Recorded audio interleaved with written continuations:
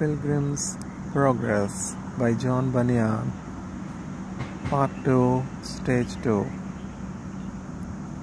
So, when they were come again into the house, because supper as yet was not ready, Christiana again desired that the interpreter would either show or tell some other things that are profitable. Then the interpreter began and said, "The fatter the sow is, the more she desires the mire. The fatter the ox is, the more gamesomely he goes to the slaughter, and the more healthy the lustful man is, the more prone he is unto evil. There is a desire in women to go neat and fine, and it is a comely thing to be adorned with that which in God's sight is of great price. It is easier watching a night or two than to sit up a whole year together. So it is easier for one to begin to profess well than to hold out as he should to the end. Every shipmaster, when in a storm, will willingly cast that overboard which is of the smallest value in the vessel. But who will throw the best out first? None but he that feareth not God. One leak will sink a ship, and one sin will destroy a sinner. He that forgets his friend is ungrateful unto him, but he that forgets his Saviour is unmerciful to himself. He that lives in sin and looks for happiness hereafter is like him that soweth cockle, and thinks to fill his barn with wheat and barley. If a man would live well, let him fetch his last day to him, and make it always his company keeper. Whispering and change of thoughts prove that sin is in the world. If the world which God sets light by is counted a thing of that worth with men, what is heaven that God commandeth? If the life that is attended with so many troubles is so loath to be let go by us, what is the life above? Everybody will cry up the goodness of men, but who is there that is, as he should be, affected with the goodness of God? We seldom sit down to meat, but we eat and live. So there is in Jesus Christ more merit and righteousness than the whole world has need of. When the interpreter had done, he takes them out into his garden again, and had them to a tree whose inside was all rotten and gone, and yet it grew and had leaves. Then said Mercy, "What means this? This tree," said he, "whose outside is fair, and whose inside is rotten, is that to which many may be compared that are in the garden of God, who with their mouths speak high in behalf of God, but indeed will do nothing for him, whose leaves are fair, but their heart good for nothing but to be tinder for the devil's tinder box.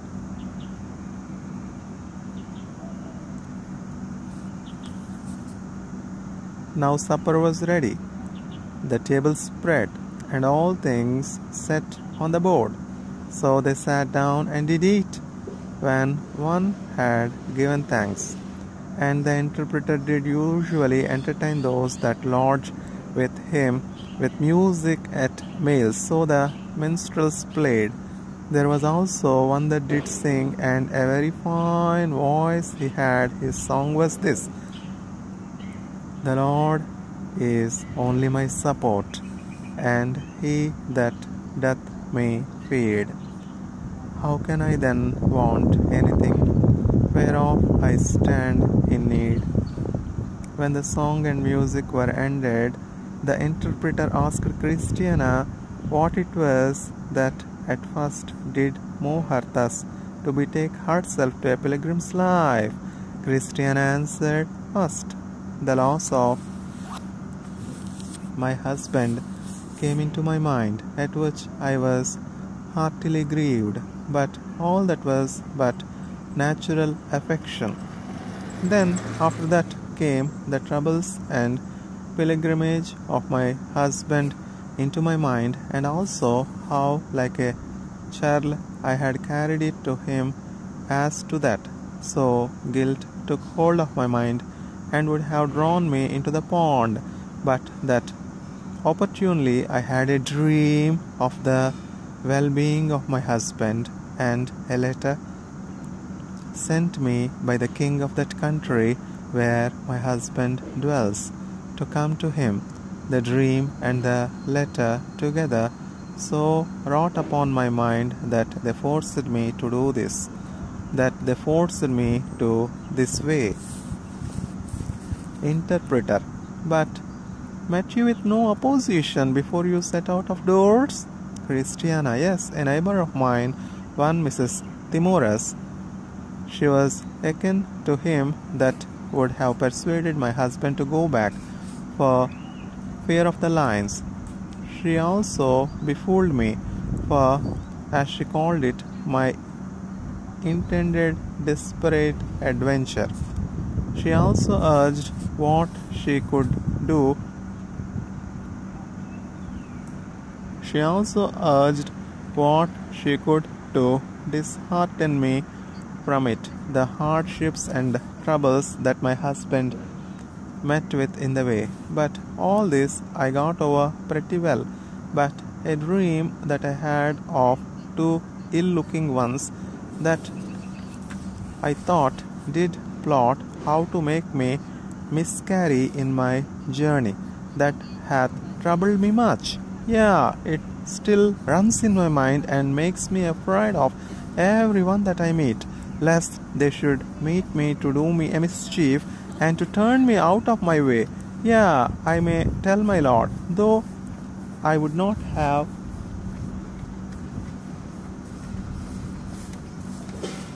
everybody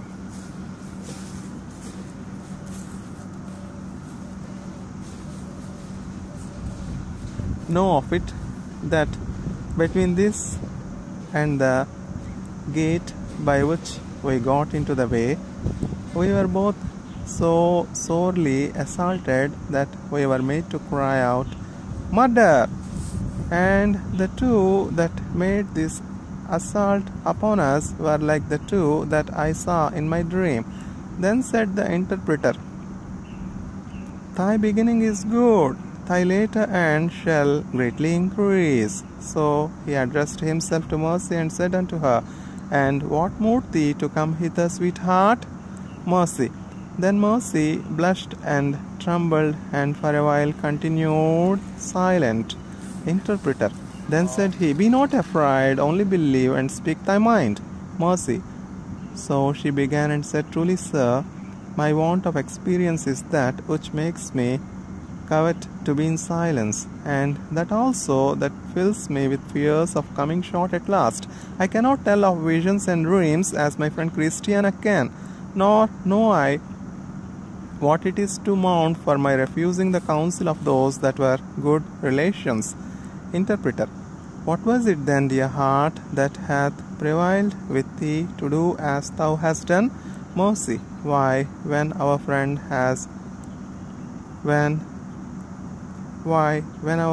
here was mercy. Mercy. Why, when our friend here was packing up to be gone from our town. Mercy. Why, when our friend here was packing up to be gone from our town, I and another went accidentally to see her. So we knocked at the door and went in. When we were within and seeing what she was doing, we asked her what was her meaning. She said she was sent for to go to her husband, and then she up and told us how she had seen him in a dream, dwelling in a curious place among immortals, wearing a crown, playing upon a harp, eating and drinking at his prince's table, and singing praises to him for bringing him thither, etc.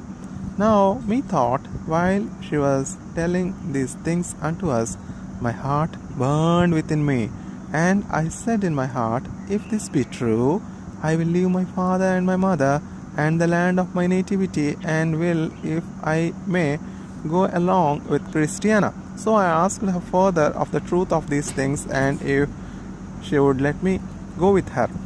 For I saw now that there was no dwelling but with the danger of ruin any longer in our town. But yet I came away with a heavy heart, not for that I was unwilling to come away, but for that so many of my relations were left behind, and I am come with all the desire of my heart, and will go, if I may, and Christiana unto her husband and his king. Interpreter.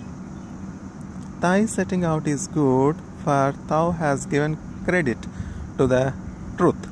Thou art a Ruth, who did, for the love she bare to Naomi and to the Lord her God, leave father and mother and the land of her nativity to come out and go with a people she knew not heretofore.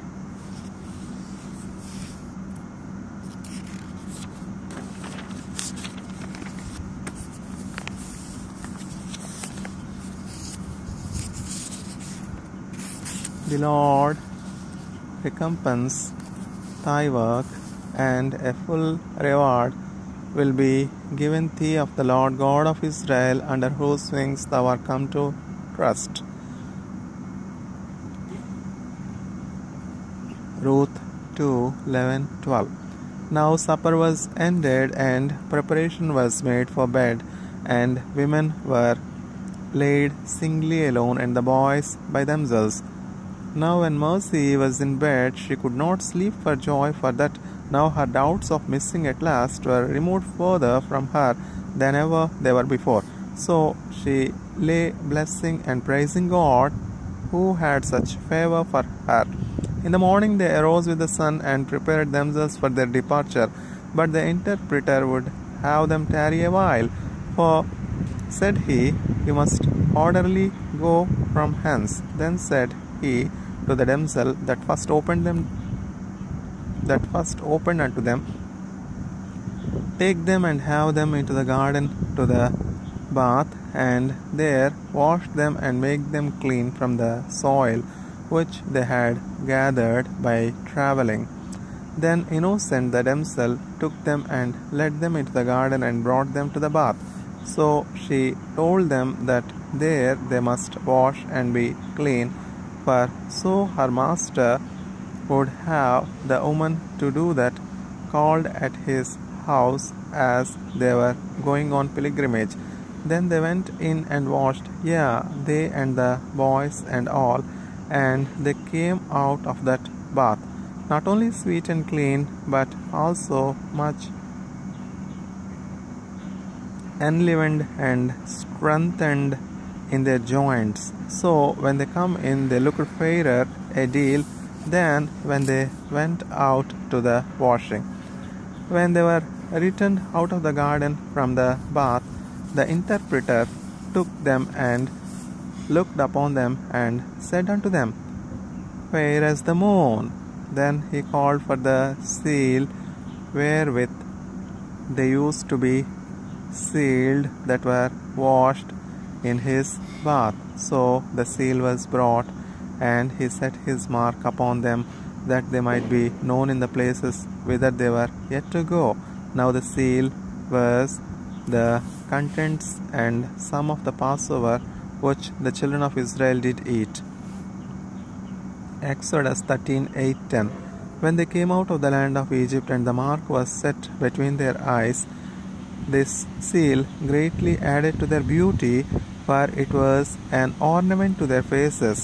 It also added to their gravity and made their countenance more like those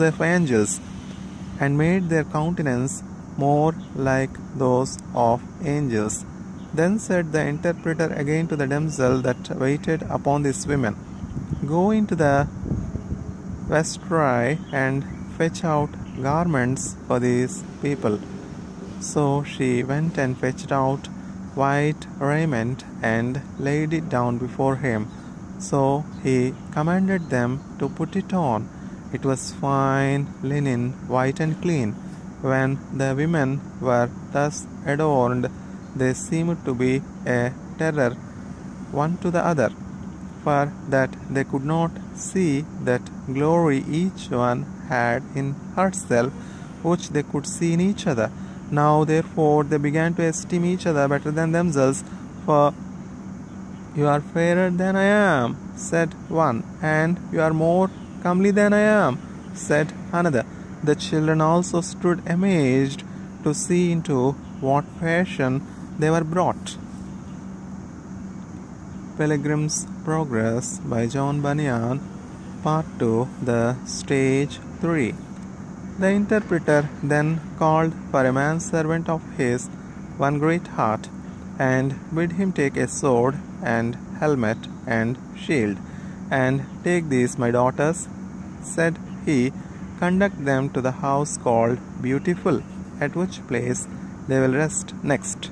So he took his weapons and went before them, and the interpreter said, Godspeed. Those also that belonged to the family sent them away with many a good wish. So they went on their way and sang, This place hath been our second stage. Here we have heard and seen those good things that from age to age to others it have been. The dunghill raker, spider hen, the chicken too, to me, have taught a lesson. Let me then comforted to it be. Let me then comforted to it be. The butcher, garden, and the field, the robin and his bait. Also the rotten tree doth yield me argument of weight, to move me for to watch and pray, to strive to be sincere, to take my cross up day and day, to take my cross up day by day, and serve the Lord with fear. Now I saw in my dream that they went on, and great heart before them. So they went and came to the place where Christian's burden fell off his back and tumbled into a sepulchre. Here then they made a pass, and here also they blessed God. Now, said Christiana, it comes to my mind what was said to us at the gate, to wit, that we should have poured on by word and deed, by word, that is, by the promise, by deed, to wit, in the way it was obtained. What the promise is, of that I know something, but what is it to have poured on by deed, or in the way that it was obtained? Mr. Greatheart, I suppose you know. Therefore, if you please, let us hear your discourse thereof. Mr. Greatheart, pardon me the deed done. Pardon by the deed done is pardon obtained by someone for another that hath need thereof, not by the person pardoned, but in the way, saith another, in which I have obtained it. So then, to speak to the question more at large, the pardon that you and mercy and these boys have attained was obtained by another, to wit, by him that let you in at the gate. And he hath obtained it in this double way. He hath performed righteousness to cover you, and split his blood to wash you in. Christiana.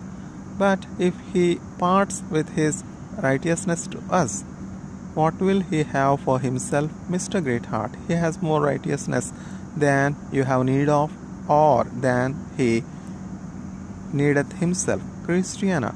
Pray make that appear. Mr. Greatheart.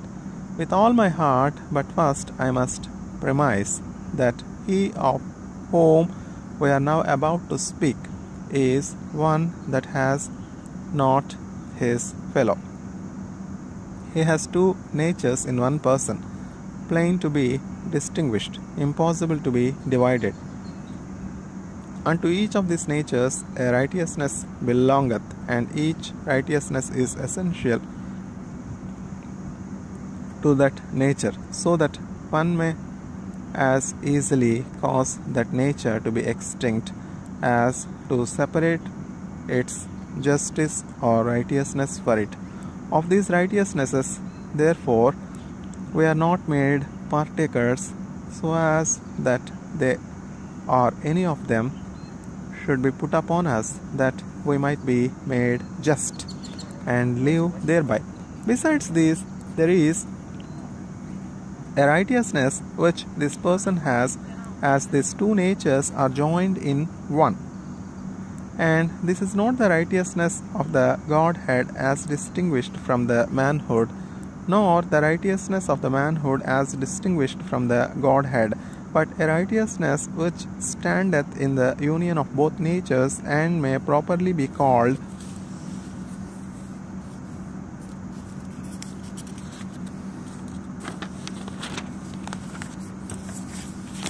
the righteousness that is essential to his being prepared of God to the capacity of the mediatory office which he was to be entrusted with. If he parts with his first righteousness, he parts with his Godhead. If he parts with his second righteousness, he parts with the purity of his manhood. If he parts with his third, he parts with that perfection that capacitates him to the office of mediation. He has therefore another righteousness which standeth in performance or obedience to a revealed will, and that is what he puts upon sinners, and that by which their sins are covered. Wherefore he saith, as by one man's obedience many were made sinners, as by one man's disobedience many were made sinners, so by the obedience of one shall many be made righteous. Romans 5:19. Wherefore he saith, as by one man's disobedience many were made sinners, so by the obedience of one shall many be made righteous. Romans 5:19. Christiana. But are the other righteousnesses of no use to us? Mr. Greatheart. Yes, for though they are essential to his natures and office, and cannot be communicated unto another, yet it is by virtue of them that the righteousness that justifies is for that purpose efficacious. The righteousness of his Godhead gives virtue to his obedience. The righteousness of his manhood giveth capacity to his obedience to justify, and the righteousness that standeth in the union of these two natures to his office, giveth authority to that righteousness to do the work for which it was ordained.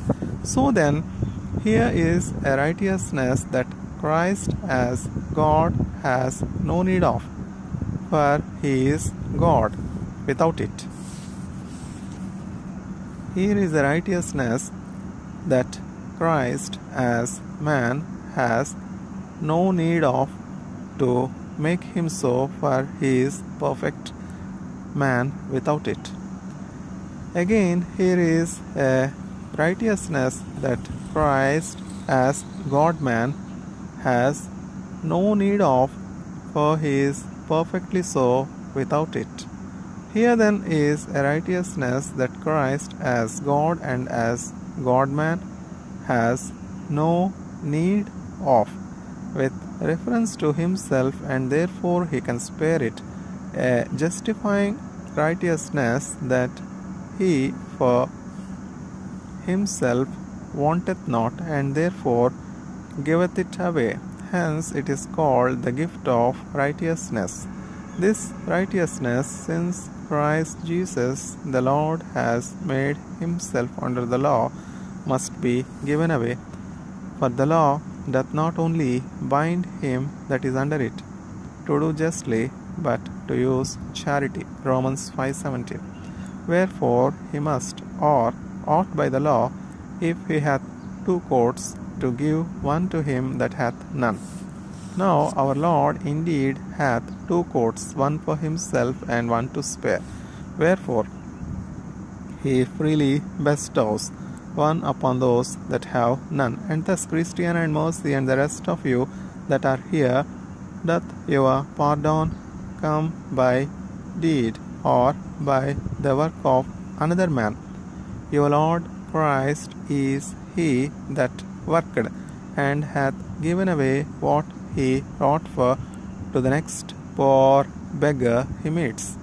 But again, in order to pardon by deed, there must something be paid to God as a price, as well as something prepared to cover us with hell. Sin has delivered us up to the just curse of a righteous law. Now, from this curse, we must be justified by way of redemption, a price being paid for the harms we have done. And this is by the blood of your Lord, who came and stood in your place, and stead, and died your death for your transgressions. Thus has he ransomed you from your transgressions by blood, and covered your polluted and deformed souls with righteousness. Romans 8:34. For the sake of which God passeth by you, and will not hurt you when he comes to judge the world.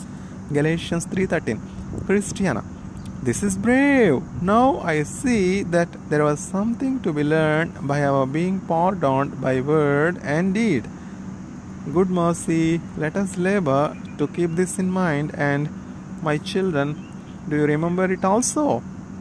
But sir, was not this it that made my good Christian's burden fall from off his shoulder, and that made him give 3 leaps for joy?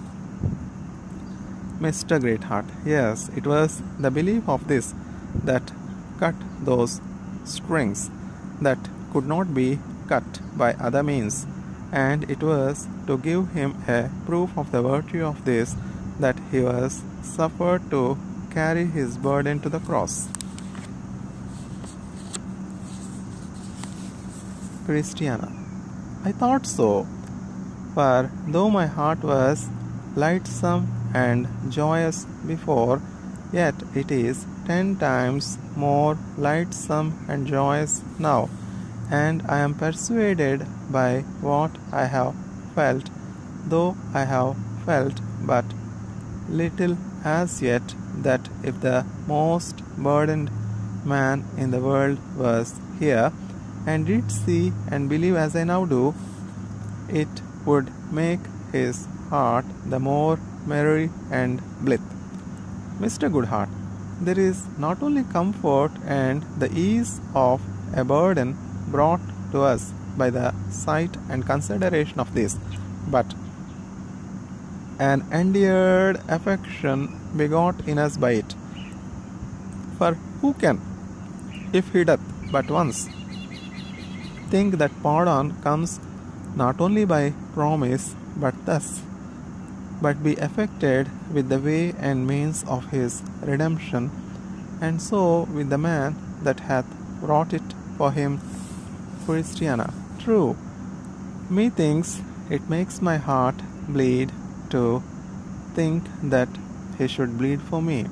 O thou loving one, O thou blessed one, thou deservest to have me. Thou hast bought me. Thou deservest to have me all. Thou hast paid for me 10,000 times more than I am worth. No marvel that this made the tears stand in my husband's eyes, and that it made him trudge so nimbly on. I am persuaded he wished me with, but while, wretch that I was, I let him come all alone.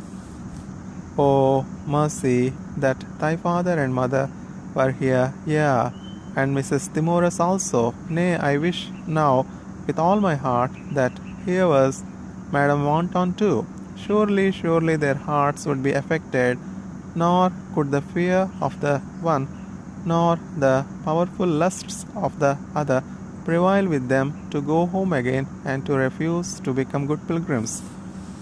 Mr. Greatheart, you speak now in the warmth of your affections. Will it, think you, be always thus with you? Besides, this is not communicated to everyone, nor to everyone that did see your Jesus bleed. There were that stood by, and that saw the blood run from the heart to the ground, and yet were so far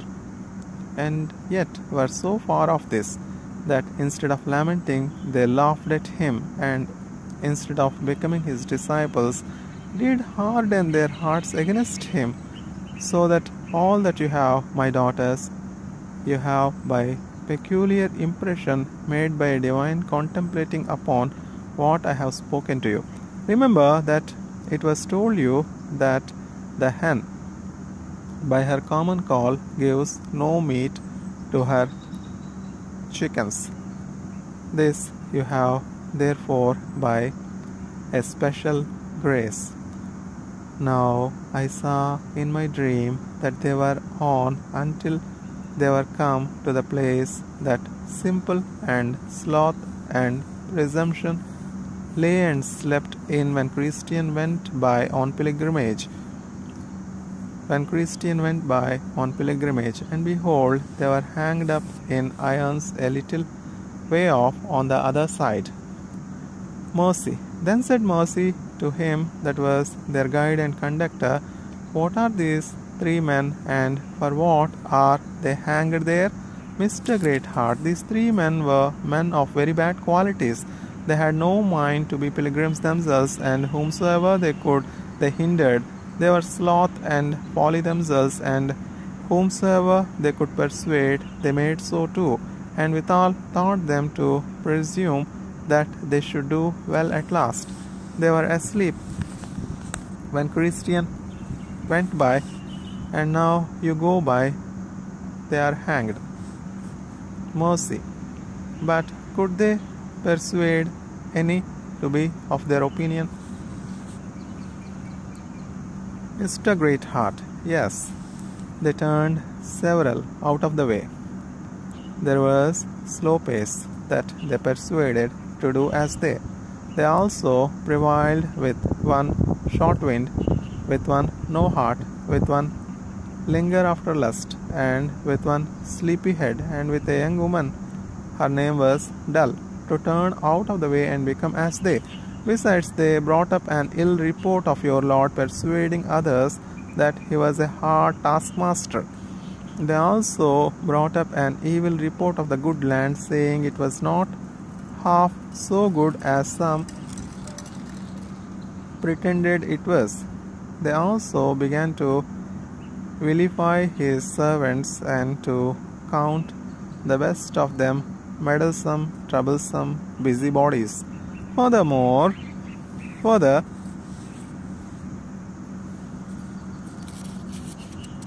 they would call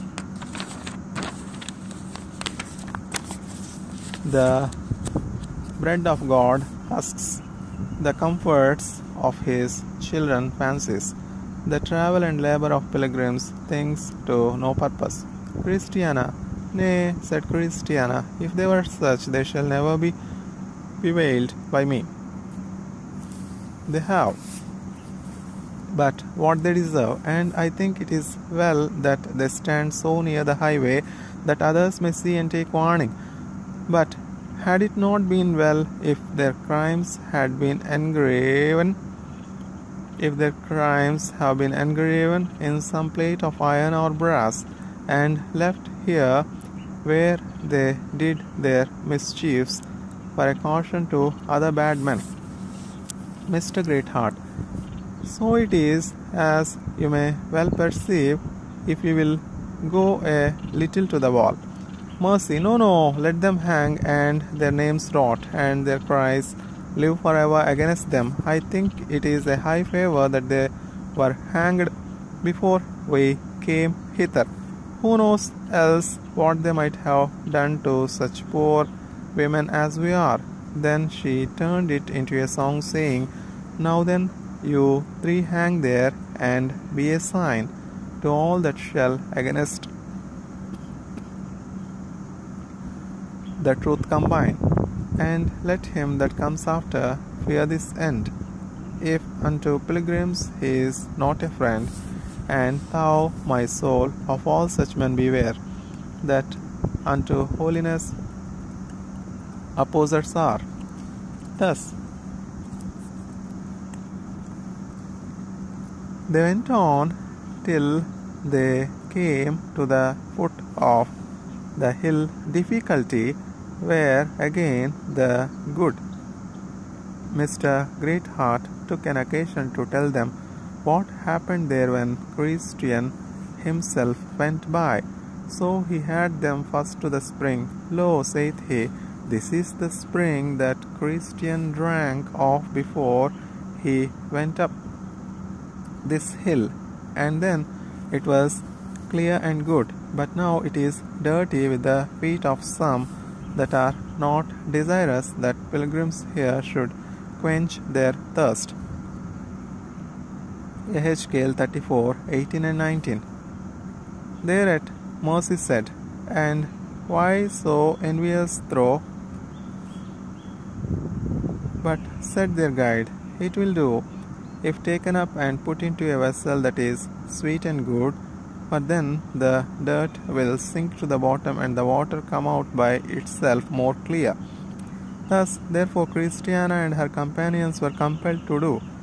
They took it up and put it into an earthen pot, and so let it stand till the dirt was gone to the bottom. And so let it stand till the dirt was gone to the bottom, and then they drank thereof. Next, he showed them the two byways that were at the foot of the hill, where formality and hypocrisy lost themselves, and said he, These are dangerous paths. Two were here cast away when Christian came by, and although, as you see, these ways are since stopped up with chains, posts, and a ditch, yet there are those that will choose to adventure here rather than take the pains to go up this hill. Christiana, the way of transgressors is hard. Proverbs 13:15. It is a wonder that they can get into these ways without danger of breaking their necks. Mr. Greatheart, they will venture, if at any time any of the king's servants do happen to see them, and do call upon them and tell them that they are in the wrong way, and do bid them beware of the danger, then they railingly return them answer and say, As for the word that thou hast spoken unto us in the name of the king, we will not hearken unto thee, but we will certainly do whatsoever thing goeth out of our mouths. Jeremiah 44:16-17. Nay, if you look a little further, you shall see that these ways are made cautionary enough, not only by these posts and ditch and chain, but also by being hedged up, yet they will choose to go there. Christiana, they are idle, they love not to take pains. Uphill way is unpleasant to them, so it is fulfilled unto them as it is written, the way of the slothful man is full of thorns. Proverb 15:19. Yeah, they will rather choose to walk upon a snare than to go up this hill and the rest of this way to the city.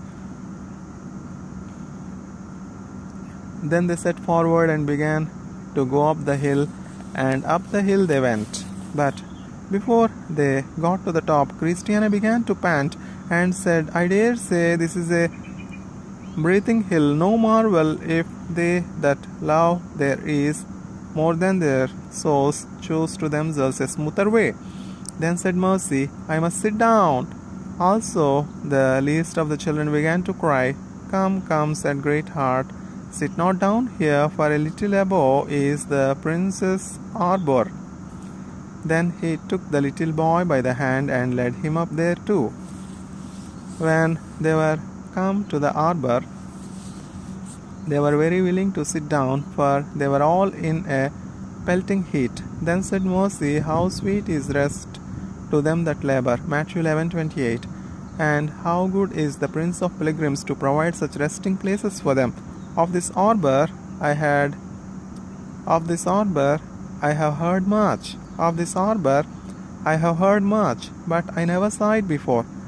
But here let us beware of sleeping. For as I have heard, it cost poor Christian dear. Then said Mr. Greatheart to the little ones, Come, my pretty boys, how do you do? What think you now of going on pilgrimage?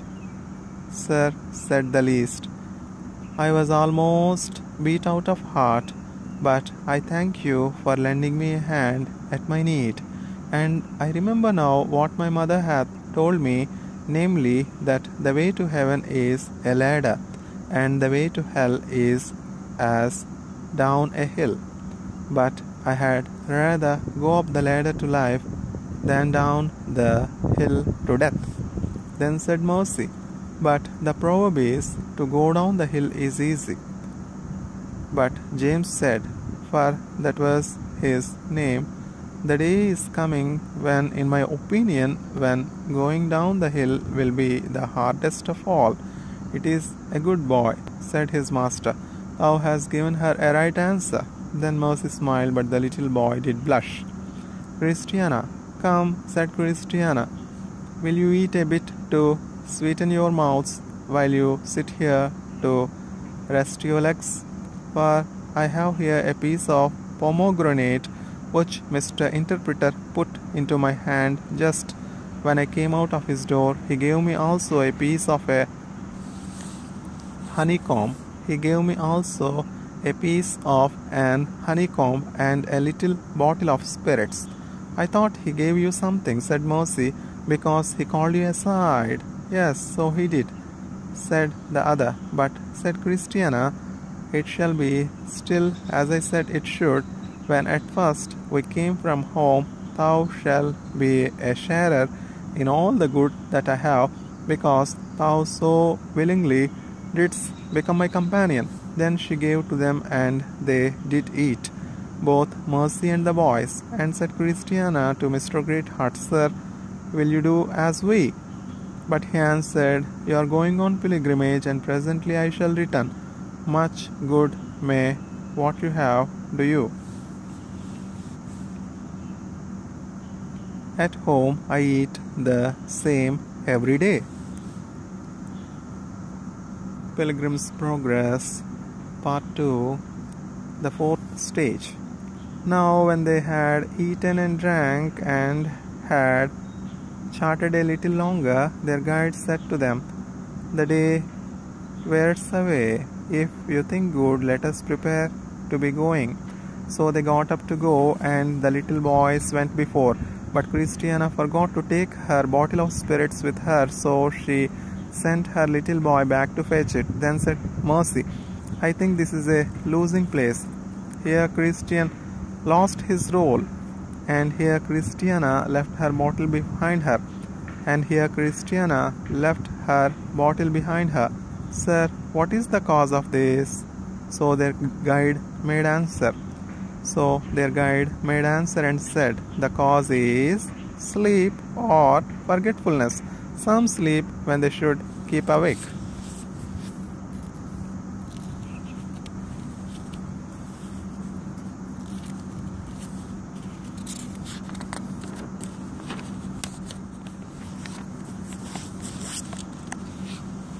And some forget when they should remember. And this is the very cause why often at the resting places some pilgrims in some things come off losers.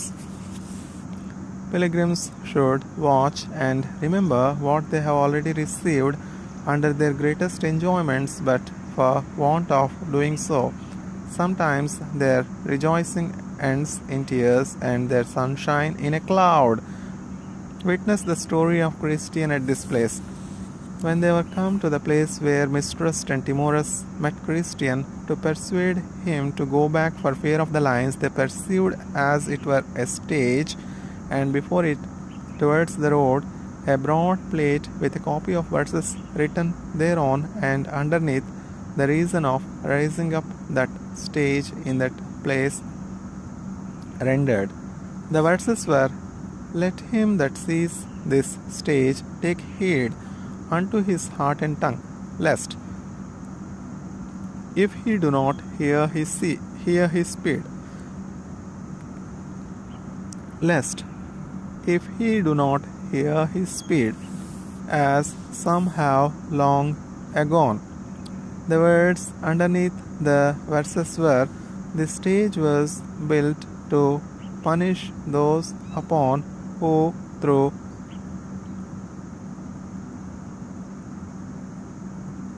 timorousness or mistrust shall be afraid to go further on pilgrimage." Also on this stage both Mistrust and Timotheus were burned through the tongue with a hot iron for endeavoring to hinder Christian on his journey. Then said Mercy, "This is much like to the saying of the beloved, What shall be given unto thee, or what shall be done unto thee, thou false tongue? Sharp arrows of the mighty with coals of juniper." Psalm 120 verse 3 and 4. So they went on till they came within sight of the lions. Now Mr. Greatheart was a strong man, so he was not afraid of a lion. But yet when they were come up to the place where the lions were, the boys that went before were now glad to cringe behind, for they were afraid of the lions. So they stepped back and went behind. At this their guide smiled and said, "How now, my boys? Do you love to go before when no danger that approach, and love to come behind so soon as the lions appear?" Now as they went on, Mr. Greatheart drew his sword with intent to make a way for the pilgrims in spite of the lions. Then there appeared one that it seems had taken upon him to back the lions, and he said to the pilgrim's guide, "What is the cause of your coming hither?" Now the name of that man was Grim, or Bloody Man, because of his slaying of pilgrims, and he was of the race of the giants. Mr. Greatheart, then said the pilgrim's guide, "These women and children are going on pilgrimage, and this is the way they must go, and go it they shall, in spite of thee and the lions." Grim, "This is not their way, neither shall they go therein. I am come forth to withstand them, and to that end will back the lions.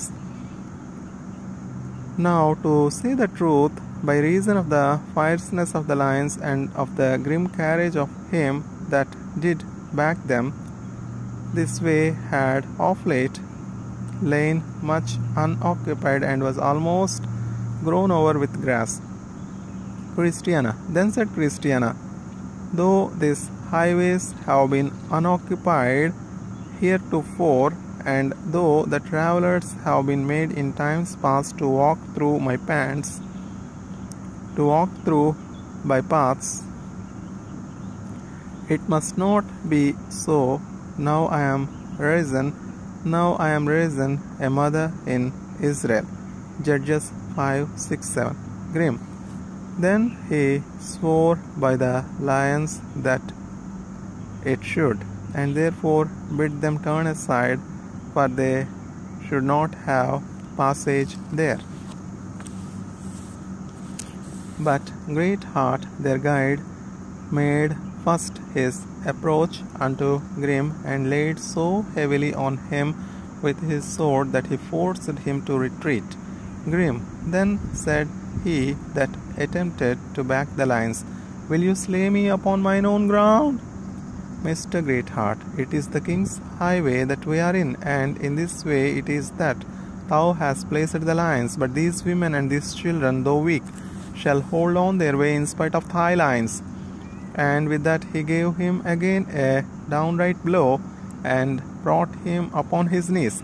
With this blow also he broke his helmet, and with the next he cut off an arm. Then did the giant roar so hideously that his voice frightened the women, and yet they were glad to see him lie sprawling upon the ground. Now the lions were chained, and so of themselves could do nothing. Wherefore, when old Grim, that intended to back them, was dead, Mr. Greatheart said to the pilgrims, come now and follow me, and no hurt shall happen to you from the lions.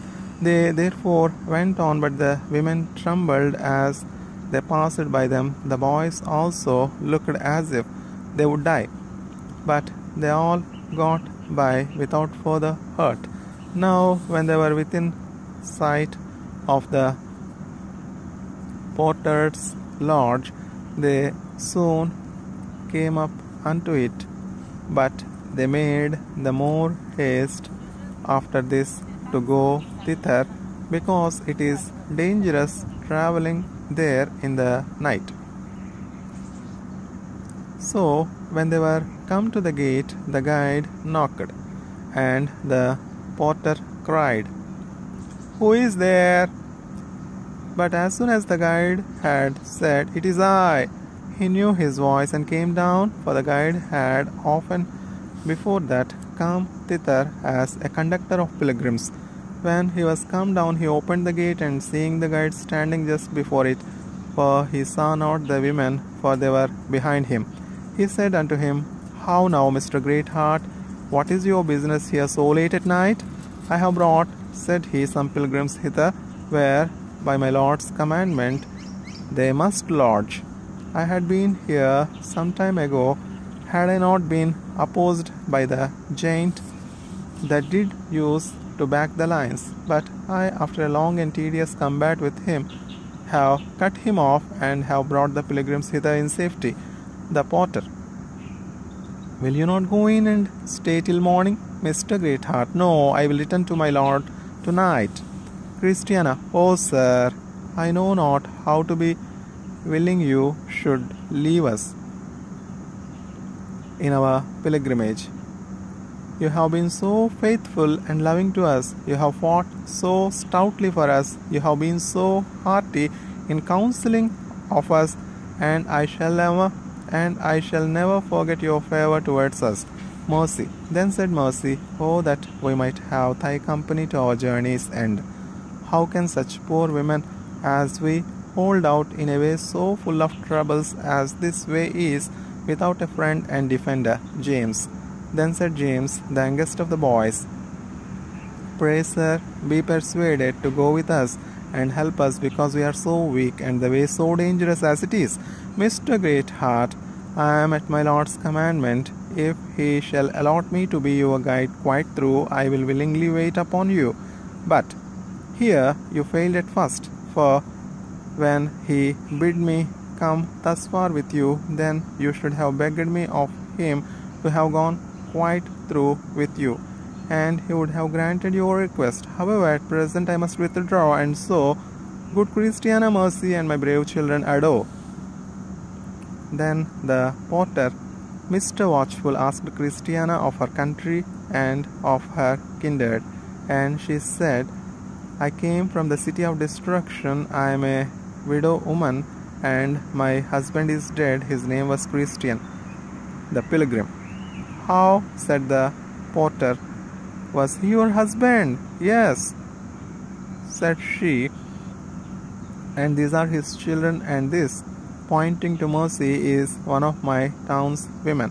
Then the porter rang his bell, as at such times he is wont, and there come to the door one of the damsels, whose name was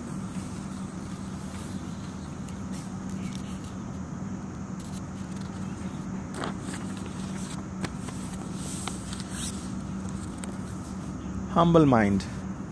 And to her the porter said, Go tell it within. Then go tell it within, that Christiana, the wife of Christian, and her children are come hither on pilgrimage.